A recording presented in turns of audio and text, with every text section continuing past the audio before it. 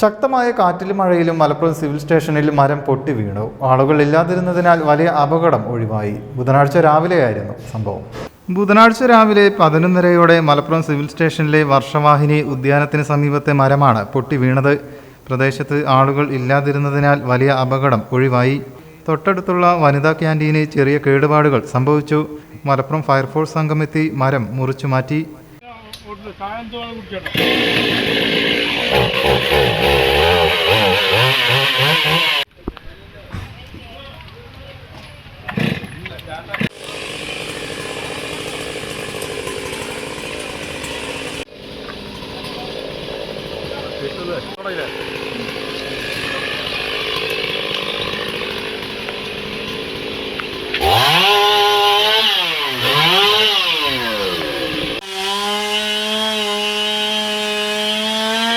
News bureau, Malappuram.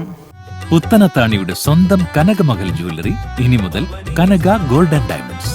കനക golden diamonds, Puthanathani. മാറുന്ന ലോകം, മാറ്റത്തിനൊപ്പം.